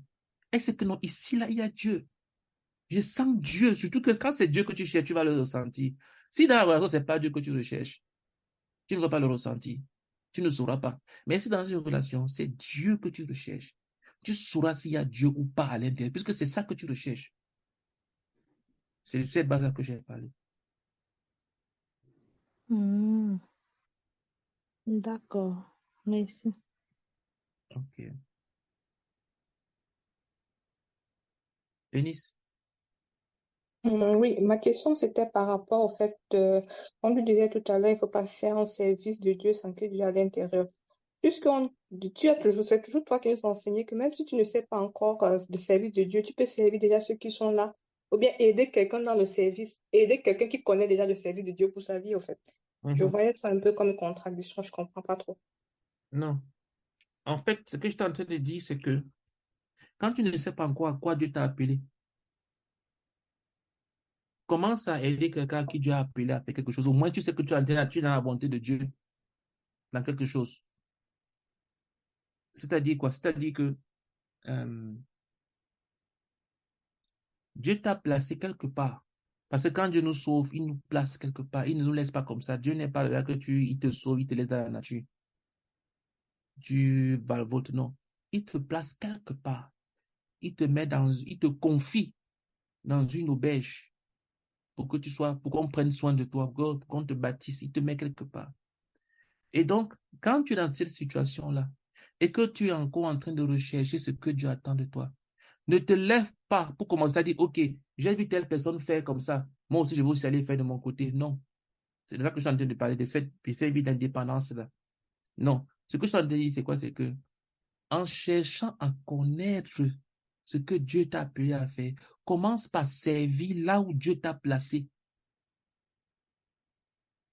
Mais ne sors pas de là pour avoir de grandes révélations. Peut-être que Dieu, je prends un exemple, peut-être que Dieu veut que tu sois missionnaire de la Chine. Je prends un exemple. Dieu veut que tu sois missionnaire en Chine. Voilà, ça c'est ce que Dieu veut. Maintenant, il se pourrait que entre ce que Dieu veut et la voie, il y a une différence. Il y a un temps. Donc, ce que tu dois faire, tu dois maintenant être formé. Et parfois, Dieu ne parle pas de façon claire que tu vas entendre une voix qui va te parler du ciel. Dieu va te conduire par les circonstances à ce que tu vas arriver à cette conviction-là. En réalité, voilà ce que Dieu veut de moi. C'est pas que tu vas ouvrir ton cahier, tu vas écrire et puis tu vas entendre Dieu te parler du ciel, non. Mais comment est-ce que Dieu t'oriente? Il t'oriente quand tu es en mouvement. Mais il ne faut pas que tu sois en mouvement de ta propre voiture, puisque tu ne sais pas où tu vas. Tu peux prendre un sens interdit, peut-être que tu ne sais même pas conduire. Mais au moins, c'est entrer dans la voiture de quelqu'un qui est en train d'aller quelque part. Et peut-être arriver à une station, Dieu va te dire que voilà où tu dois continuer. C'est pour ça que j'ai dit que quand tu ne sais pas, commence à travailler avec la personne où Dieu t'a placé. Au moins, celui, Dieu lui a déjà montré clairement, il est en train d'aller quelque part.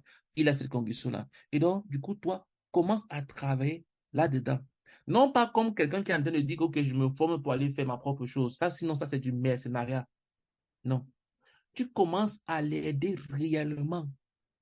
Pas en te disant que, bon, demain, je vais aller créer ma propre chose. Donc, je suis en train de t'aider comme ça, c'est passager. Non.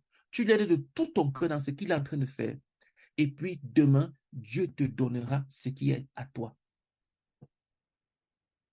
Mais, le passage que j'ai lu aujourd'hui, je suis en train de dire ceci là. Ne te lève pas. Tu te dis, OK, j'ai entendu que tel jeune est parti au Japon faire telle chose. Moi aussi, je vais me lever, je vais partir. Alors que dans ton cœur, tu ne ressens, c'est-à-dire que ta seule source de motivation, c'est la comparaison. Ah, on l'a félicité parce qu'il a fait beaucoup ça. Oh, on a beaucoup félicité telle personne parce que la personne a fait ça. Moi aussi, je vais aussi faire ça. Je veux qu'on me félicite aussi. Même dans le service, ah, on a félicité, tel dirigeant a félicité telle personne parce que voilà, elle lui a fait ça, elle lui a fait ça, elle lui a fait ça. Moi aussi, je veux aussi lui faire ça, je veux aussi lui faire ça. Pour avoir aussi les mêmes félicitations. Non, c'est pas de ça que je parle. C'est ce que je suis en train de condamner ici, là. C'est bon, Eunice. Oui, oui, ça va. Gloire à Dieu. Est-ce qu'il y a une autre? Jerry, Oui. juste revenir sur ce que tu as dit tout à l'heure par rapport à ma question. Quand tu disais que si tu sens Dieu et tout, donc, bon, c'est juste que je vais demander que, est-ce que donc, une des façons de savoir qu'il y a Dieu dans une relation, c'est que si la personne te dit de faire des choses, ça va produire des effets spirituels. Et si une autre personne, par exemple, te dit chaque fois des trucs et qu'il n'y a pas d'effet, ça veut dire qu'avec l'une, il y a Dieu et dans l'autre, il n'y a pas. Si par exemple, quelqu'un t'exhorte chaque fois et tout, fait des partages, ça n'a peut-être pas d'effet sur toi. Mais une autre, ça a un effet. Tu sens que ça te booste dans ta relation avec Dieu, ça peut être quelque chose. Est-ce que parmi les deux, ça veut dire qu'il y a Dieu dans l'une et pas Dieu dans l'autre? Non, c'est pas mathématique comme ça. C'est pas mathématique comme ça. Pourquoi? Parce que le jour où ça dépend aussi pour toi de la façon dont tu considères telle ou telle autre personne, telle ou telle autre relation. C'est-à-dire que si tu as une certaine forme d'acquaintance avec telle personne, tu auras tendance à beaucoup plus voir des effets spirituels à l'intérieur parce que tu vas faire la chose avec le cœur. Alors que si tu as plutôt une autre relation, une autre forme d'acquaintance avec une autre personne, tu risques de faire les choses beaucoup plus avec la tête. Et par conséquent, les résultats ne seront pas pareils. Non. Ce que je suis en train de dire, Martine, une fois de plus, faisons tout pour plaire à Dieu. Ça veut dire que dans toutes mes relations que je suis en train de traiter, je cherche à plaire à quelqu'un. D'abord, c'est Jésus-Christ. C'est-à-dire que la façon dont je vais traiter ce frère-ci, cette sœur-ci, qu'il soit dirigeant, qu'il ne soit pas dirigeant, qu'il soit pasteur ou bien pas pasteur, qu'il soit tout ce qu'il veut, je vais le traiter parce que je veux plaire à Dieu. Je vais faire ça comme si je faisais ça pour le Seigneur Jésus-Christ. Maintenant, maintenant, j'ai dit un truc à Eunice. J'ai dit que lorsque Dieu nous sauve, il nous place quelque part. Et quand Dieu nous place là-bas, c'est pour que nous grandissons et que nous fassions du progrès. Et ils nous sont placés là sans manipulation de l'homme. Où on dit que fais comme ça, va ici, va là-bas. Ou bien c'est toi qui dis, OK, moi j'ai observé que je me sens ceci, je me sens cela. Ce n'est pas une histoire de sensation ou bien une histoire d'analyse. Non. C'est une question de la souveraineté de Dieu. Qu'est-ce que Dieu a fait sans te consulter? Donc, pour ne pas être long, je veux simplement dire ceci, c'est que dans ta relation avec quiconque que ce soit, focalise-toi dans une seule direction. Seigneur, est-ce que ce que je suis en train de faire ici, tu es satisfait? Si Dieu n'est pas dans une relation, tu ne vas pas l'entendre. Tu n'entendras pas. Si quelqu'un est en train de vivre dans le péché et il te dit de faire des choses qui sont le péché et que tu t'arrêtes, tu veux faire ces choses-là et tu dis, Seigneur, est-ce que tu ne vas pas entendre Dieu? Ou alors Dieu va te dire, non, va-t'en. Si c'est Dieu que tu recherches. Mais si tu travailles juste par rapport à l'acquaintance, c'est-à-dire à je sais pas comment dire ça, je veux dire à le type de relation, c'est-à-dire que le matching avec telle ou telle autre personne. Et les résultats seront différents de la manière dont tu traites. Si quelqu'un te dit, quelqu'un que tu aimes bien te dit de faire un truc, tu vas faire ça bien.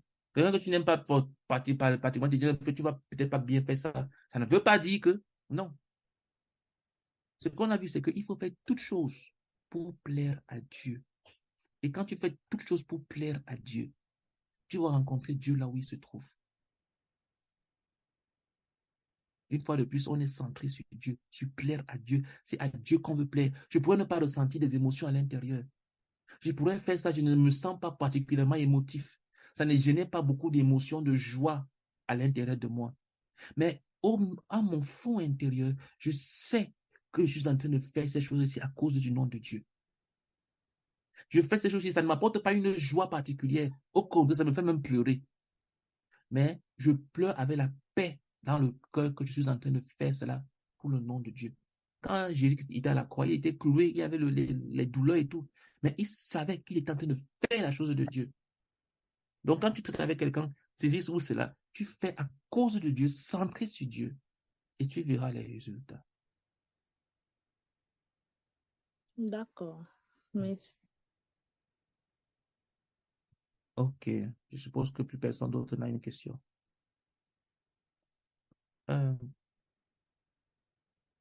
Pardon. Prions. Mais j'ai une question, Jerry. Oui, Philippe. Ma question, en fait, elle est de savoir, est-ce que tu peux être, par exemple, euh, dans une relation avec quelqu'un, amicalement parlant, peu importe le type de relation, et puis quand tu es avec cette personne-là, comme tu l'as dit tout à l'heure, il y a vraiment, il y a vraiment Dieu qui est entre vous, c'est-à-dire que vous parlez de Dieu, vous priez. Enfin, je veux dire que il y a vraiment une relation avec Dieu quand tu es avec cette personne. Comme tout ça, tout à l'heure, ce que tu as dit là, ce qui est produit quand c'est la volonté de Dieu. Mais est-ce qu'il peut avoir ce genre de relation-là et ce n'est pas la volonté de Dieu? Ce n'est pas la volonté de Dieu que la relation ait lieu. Oui, que la relation ait lieu. Par exemple, tu as une relation avec ton frère de disciple, il te fait croître, il te fait grandir et tout. Mais Dieu te dit non, ce n'est pas ce que lui a prévu pour toi, c'est autre chose. Comment est-ce qu'il faut faire vraiment pour savoir, enfin, est-ce que déjà même c'est possible? Et si oui, c'est possible, comment est-ce qu'il faut faire pour savoir que voilà, c'est vrai qu'il y a Dieu entre vous, mais ce n'est pas ce que Dieu a prévu pour toi. Quand c'est Dieu que tu recherches, tu Mhm. vas le trouver. Si c'est ta satisfaction personnelle que tu recherches, tu vas aussi également retrouver ça. Donc, dans une relation, il Mhm. faut se demander qu'est-ce que je recherche? Qui est-ce que je suis en train de rechercher? Est-ce que je suis en train de rechercher à être bien, à me satisfaire, à être heureux, à être épanoui, à être gai, à être... Voilà les questions qu'on peut se poser. Qu'est-ce que je recherche dans cette relation? Tu te poses ces questions-là. Mais si tu te poses la question de savoir, c'est Dieu que je recherche, c'est Dieu qui m'intéresse, c'est lui que je veux. Et uniquement que je veux avoir, je veux avancer avec Dieu. Même si mon père dit que c'est un bébé, j'ai parlé ici de la souveraineté de Dieu. C'est-à-dire que Dieu te conduit lui-même. Les choses c'est que tu n'es pas en train de contrôler les choses de toi-même avec tes doigts, avec tes mains. Tu vas te rendre compte que quand c'est Dieu que tu recherches réellement, et chacun le sait à partir de son cœur, il peut le dire, mais il avoir d'autres pensées. Mais quand dans ton cœur, ce que tu recherches, c'est Dieu lui-même, tu vas te rendre compte que ce n'est pas toi qui dirige ces choses. Tu vas te rendre compte qu'il y a comme quelque chose qui te dépasse, qui est au-dessus de toi, qui conduit les circonstances. Mais tu seras satisfait à l'intérieur de ton cœur en ce qui concerne Dieu. Mais tu pourras être insatisfait à l'intérieur de ton cœur en ce qui te concerne toi, à cause des émotions, parce que tu n'es pas en fait, tu as des émotions, tu es un être humain. Donc, tu pourras ne pas être satisfait de la relation. Tu pourras te dire vraiment, la personne me traite mal, je suis maltraité, je suis ceci, je suis comme ça, ainsi de suite. Ça, c'est toi. Mais à l'intérieur de ton cœur, si tu te poses la question, Seigneur Dieu, est-ce que toi, tu es satisfait? Parce que c'est toi que je recherche. Si réellement tu peux le faire, parce qu'il y a une différence entre, entre le dire et réellement le faire. C'est très difficile. Mais si réellement tu te dis, Seigneur, c'est toi véritablement que je recherche. C'est toi que je recherche et que je veux vraiment plaire. Tu vas l'entendre. Tu sauras. Il te dira. Il y a des relations où j'ai été embrouillé, je me suis retenu et Dieu m'a dit non, ça, c'est pas bon. Il y a des relations où Dieu m'a dit stop, arrête, laisse tomber. Il y a des relations où Dieu m'a dit ok, c'est bon celui-ci là. Je veux que tu bâtisses plutôt cette relation-ci. Que moi-même, j'ai eu du mal à laisser tomber. C'est-à-dire que naturellement parlant, j'avais du mal à laisser. C'est Dieu qui me dit non, fais plutôt bâtir, comment dire, concentre-toi sur telle autre relation. Donc, je vais expliquer quoi? Je vais expliquer que lorsque dans ton cœur, c'est Dieu que tu recherches, tu vas l'entendre. Ce n'est pas les hommes. Les hommes ne sont que des pions, c'est-à-dire des échiquiers entre les mains de Dieu pour nous bâtir. Dieu se sert des hommes. Parce que si Dieu vient de lui-même en présentiel, tu vas fuir. Donc, il se sert de ton semblable comme toi pour pouvoir te former, pour pouvoir te bâtir. Mais quand tes yeux sont fixés sur lui, il y a parfois, je rencontre certaines injustices et je me dis, mais Seigneur, est-ce que le dirigeant ne voit pas telle injustice? Seigneur, pourquoi est-ce que ce dirigeant ne peut pas dire à telle personne qu'elle est en train de mal faire, qu'elle est en train de mal faire contre moi? Pourquoi est-ce que ce dirigeant, pourquoi est-ce que ce pasteur ne peut pas parler à telle autre personne, à tel autre frère, à telle autre soeur? Il ne voit pas que c'est incorrect. Et puis après, je m'arrête et je me dis, il y a un Dieu qui est au ciel. Seigneur, qu'est-ce que je suis en train de dire? Toi, tu vois. Et je suis arrivé au point où Dieu ne change pas les autres. C'est moi qui change. Je suis arrivé au point où, quand j'ai des problèmes avec quelqu'un, et que je souhaite dans mon cœur que Dieu touche son cœur pour que la personne se repente à 100%, la personne ne vient pas se repentir. Non. Ce que Dieu fait, c'est que il élargit mon cœur pour que je puisse absorber la personne et pardonner même quand la personne ne s'est même pas encore repentie. Et il me fait grandir. C'est à cette conclusion que je suis arrivé. À tel point où, lorsqu'il y a des offenses, lorsqu'il y a des blessures, je ne m'attends pas à ce que les gens disent que les choses soient corrigées. Non. Je regarde à Dieu et je dis, Seigneur, tu connais, tu comprends mieux que moi. Et je sais que tu aimes cette personne plus que moi. Donc, je prie juste que tu touches son cœur. Qu'elle voit ou qu'elle ne voit pas, ma relation avec elle va continuer. Mais je suis fixé sur toi parce que toi, tu as vu. Les autres n'ont peut-être pas, mais toi, tu as vu. Donc, c'est comme ça, Philippe, qu'il faut traiter avec Dieu. Sachant que Dieu voit tout, Dieu connaît tout, Dieu sait. Et c'est lui que tu recherches. Il va te conduire. Et il y a un temps pour toutes choses dans la vie. Mais il y a toujours le temps pour Dieu. Le temps de Dieu est toujours présent. Je ne sais pas si j'ai répondu à ta question, Philippe. Philippe, tu as compris ce que j'ai dit ou bien? Oui, oui, merci. Oui, oui, oui, j'ai bien compris. J'ai bien compris, merci. Ok, gloire à Dieu. Qui d'autre a une question avant qu'on ait pris? Ok. Pardon, juste deux sujets. Premier sujet de prière, prions pour que nous soyons centrés sur Dieu. Prie pour que toute chose qui te concerne commence d'abord avec Dieu. Avec Dieu d'abord. Prie que dans ta vie, tout ce que tu penses, c'est d'abord de plaire à Dieu. C'est d'abord Dieu en premier, en toutes choses. Je n'ai pas dit que tu sois capable. J'ai dit que tu le désires. Que tu le désires, que lui, c'est d'abord Dieu. Même si je fais l'échec, comment je suis tombé 10 000 fois, je vais me relever pour continuer à chercher à lui plaire. Je suis encore tombé, j'ai encore péché. Je me repens, je me lève et je continue à chercher à plaire à mon Dieu. Prions pour que nous ayons ce genre de cœur-là, un cœur qui veut plaire à Dieu en toutes choses. Prions ensemble. Père éternel, je prie afin Seigneur, que je prie, tu Seigneur, visites que tu chacun nous d'entre exauces, nous, Seigneur. S'il te plaît, oh Dieu, moi, s'il te Seigneur, plaît, ce oh soir. Dieu. Seigneur, Et que je tu nous prie au bénisses, nous Père, que tous, tu nous Seigneur, donnes, tu nous avec un bénisses, cœur qui veut un plaire à cœur Dieu, qui me plaît. avec un cœur, Qui Seigneur, veut qui te plaire, qui cherche veut plaire à Dieu, Dieu, avec un Seigneur. cœur qui est centré sur Dieu. Oh Seigneur, s'il Seigneur, te plaît, donne-nous de tel cœur, donne-nous de tel cœur, donne-nous de tel qui cœur, veut Seigneur, plaire à s'il te Dieu, plaît, s'il moi, te plaît, s'il te plaît, oh Dieu, Seigneur, je prie pour au nom moi-même, puissant de ton Fils pour Jésus. chacun de nous ici présents, au nom de Jésus-Christ. Amen. Amen. Dernier sujet de prière. Prions afin que Dieu nous bénisse avec un cœur obéissant. Ça, ce sont pas des choses qui vont descendre du ciel. Ce que je suis en train de vous demander de prier là, c'est juste des inscriptions à des écoles. Le cœur obéissant ne tombe pas du ciel. La Bible dit que le Seigneur Jésus-Christ, il a appris l'obéissance au travers des choses qu'il a souffert. Au travers de la souffrance, il a appris l'obéissance. On parle de Jésus, c'est écrit dans Hébreu. Il a appris l'obéissance au travers de ce qu'il a souffert. Donc l'obéissance, ça s'apprend au travers de la souffrance, au travers de la douleur. On apprend à obéir au travers de la douleur. Les choses qui font mal, qui blessent intérieurement. C'est ça qui bâtit l'obéissance. Donc, quand je vous demande qu'on prie pour que les gens obéissent avec un cœur obéissant, en fait, je suis en train de vous dire de vous inscrire dans cette école. L'école de l'obéissance. Des choses qui font mal. Et c'est là où l'obéissance se fixe. Parce qu'on veut plaire à Dieu. Donc, prions pour que le Seigneur nous bénisse avec des cœurs obéissants, des cœurs qui vont le suivre, qui vont supporter la douleur pour plaire à Dieu. Prions ensemble. Ça va te fortifier dans l'obéissance. Prions ensemble, prions.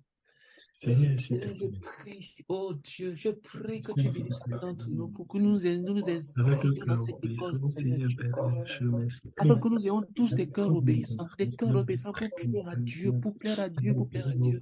S'il te plaît, Seigneur, s'il te plaît, oh Dieu, s'il te je plaît. m'inscris, Visite-nous, Seigneur, visite-nous.